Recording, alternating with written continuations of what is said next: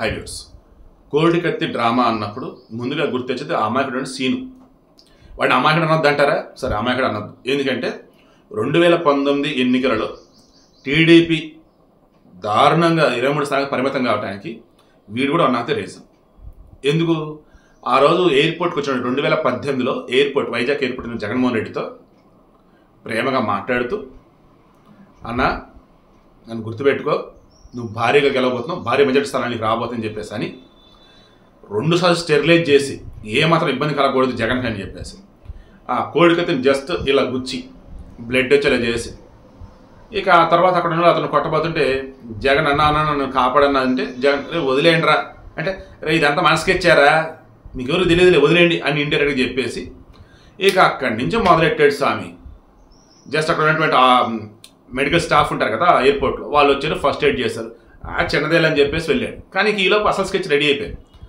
హైదరాబాద్లో దిగ్గానే స్ట్రెచ్చర్లు, అంబులెన్సులు, ఒక పెద్ద ఆసుపత్రి, ఆడికి వెళ్ళగానే ఎంబాల్బింగ్లు అని అదని ఇది ఏదేదో నానా హడావుడి చేశారు. ఎంత హడావుడి చేశారంటే జగన్కి ప్రాణాపాయం తప్పింది, జగన్ చావుబుద్ధి నుంచి బయటపడ్డాడు. ఇంకేముంది, జగన్ చంపాలని కుట్ర జరిగింది. అమ్మ బాబోయ్, అప్పుడు కూడా టీడీపీ వాళ్ళు కరెక్ట్గా డిఫెండ్ చేసుకోలేకపోయారు. ఏమన్నట్టు, ఒరే నాయన ఫస్ట్ ఎయిడ్ జరిగింది, నడుచుకుంటూ వెళ్ళాడు, బాగానే ఉన్నాడు, ఇంత జరిగితే మీరు వచ్చేసి చావుబుద్ధుల మధ్య ఉండని చెప్పేసి ఆసుపత్రి అడ్మిట్ చేసి ఏంట్రా ఇదంతా అని చెప్పేసి వాళ్ళు అప్పుడు చెప్పలేకపోయారు. అది జరిగిందా? ఆ తర్వాత మరలా కొద్ది రోజులకు వచ్చేసి వివేకానంద రెడ్డి చనిపోయాడు. ఘోరంగా ఆయన మర్డర్ చేసి చంపితే ముందు వచ్చేసి గుండెపోటు అన్నారు, సాక్షిలోనే వచ్చింది. ఈలోపు విజయసాయి రెడ్డి మొన్న ఏం చెప్తున్నాడు, అయ్యా నాకు చెప్పింది అవినాష్ రెడ్డి దగ్గర ఉన్న వాళ్ళయ్యా అన్నాడు. ఇక ఈలోపు మనకు తెలిసింది ఏంటిది, ఆ రోజు వచ్చేసి ఎవరు చేశారు ఏంటి ఇదంతా అన్నప్పుడు దస్తగిరి ఎప్రూవ్గా మారినా, ఆ తర్వాత సిబిఐ ఇన్వెస్టిగేషన్ చూస్తూ ఉన్నా కానీ మొత్తం వైఎస్ అవినాష్ రెడ్డి, భాస్కర్ రెడ్డి వీళ్ళ యొక్క ప్రీ ప్లానింగ్ అని తెలుస్తుంది. దీనికి సంబంధించి మొత్తం ముందే జగన్ తెలుసు అని చెప్పేసి పిల్లవాడు కూడా అర్థమయ్యేలాగా వివేకానంద రెడ్డి చనిపోయిన రోజే జగన్మోహన్ రెడ్డి క్లియర్గా గొడ్డలతో చనిపోయారు, ఎన్ని పోట్లు వేశారు, ఎక్కడ వేశారు, బాడీని హాల్ నుంచి బాత్రూంలోకి ఎలా లాక్కెళ్ళారు ఏంటి మొత్తం ఎక్స్ప్లెయిన్ చేసాం జగన్మోహన్ రెడ్డి. పిచ్చిన కొడుకులకు మళ్ళీ మనం ఆ రోజు వచ్చేసి ఎవరు పట్టించుకోవాలి. ఆ రోజే కనుక పట్టించుకున్నట్టుగా పోలీసు ముందు జగన్మోహన్ రెడ్డిని అడుగు లోపల వేసేవాళ్ళు.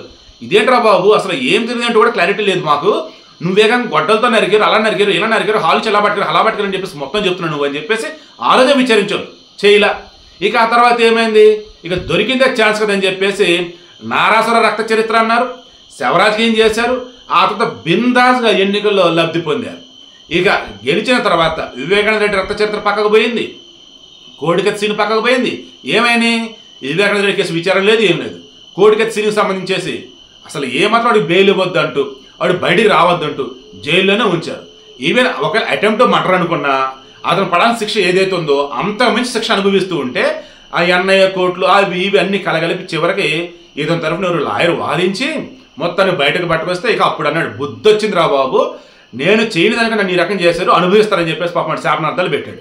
ఇక మొన్న ఎన్నికల్లో పోటీ కూడా చేద్దాం అనుకున్నాడు, బట్ చేయలేదు అనుకుంటే వేరే విషయం. ఇప్పుడు విషయం ఏంటి, సేమ్ ఈ డ్రామాల మొత్తంలో మధ్యలో గులకరాయ డ్రామా మిస్ అయ్యాం.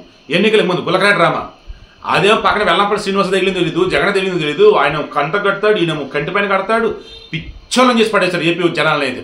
బట్ అదృష్టం కొద్దీ మొత్తం ఉన్నటువంటి 100 మందిలో 39% మాత్రం పిచ్చి గొర్రెలు, ఎర్రి గొర్రెలు, మెంటలు అని చెప్పేసి ప్రూవ్ చేసుకున్నారు. ఎందుకంటే జగన్ ఏం చేశాడని ఓట్లేసాడు నాకు ఇప్పటికీ అర్థం కాదు.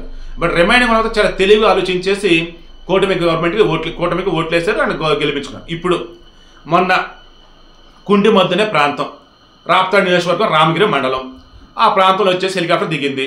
ఎందుకు, పాపిరెడ్డిపల్లిలో ఉంటే లింగమయ్య కుటుంబాన్ని పరామర్శించాలి. లింగమయ్యకి ఏమైంది, చనిపోయాడు, కుటుంబ తగాదాల మధ్య చనిపోయినాడు.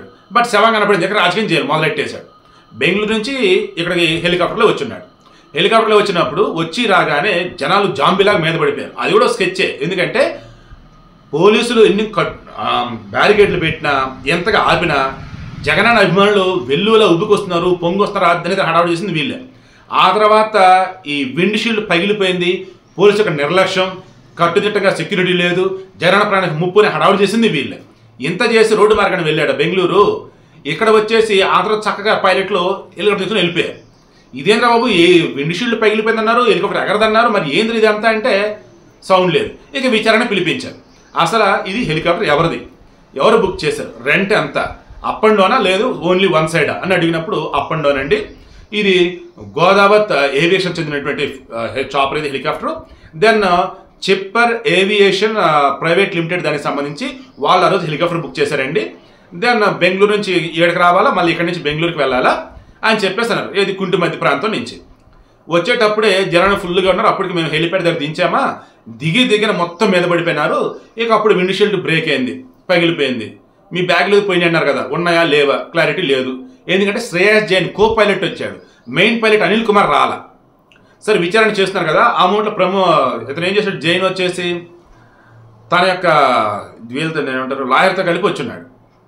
సరే వచ్చాడు, అన్ని చెప్పిన ఆన్సర్లు చెప్పలా. ఇద్దరు ఖచ్చితంగా ఇంకోసారి విచారించి తప్పదు. And main pilot Anil Kumar ఖచ్చితంగా రావాల్సిందే.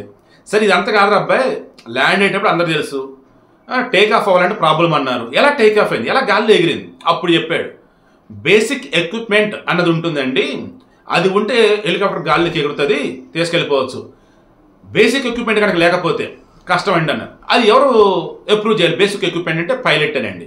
పైలట్ చూసాడు మొత్తం కరెక్ట్గానే, పర్లేదు మనం వెళ్ళిపోవచ్చు అన్నాడు. ఎందుకంటే పైన ప్యాసింజర్ లేరు అండ్ లగేజ్ లేదు, ఏం లేదు, సో ఈజీగా వెళ్ళిపోవచ్చు అన్నాడు. అందుకని మేము వెళ్ళిపోయామండి అని అన్నారు. సో ఇందులో ఇక్కడ నాకు అర్థమవుతుంది, ప్రమోద్ జైన్ ఇతను శ్రేయస్ జైన్ ఇతను కానీ కో పైలట్, అండ్ పైలట్ వచ్చేసి ఎవరు ఈ మనిషి అనిల్ కుమార్. వీళ్ళు ఇప్పుడు మరో కోడికత్తి సీనులాగా తయారైపోతా అన్నారు.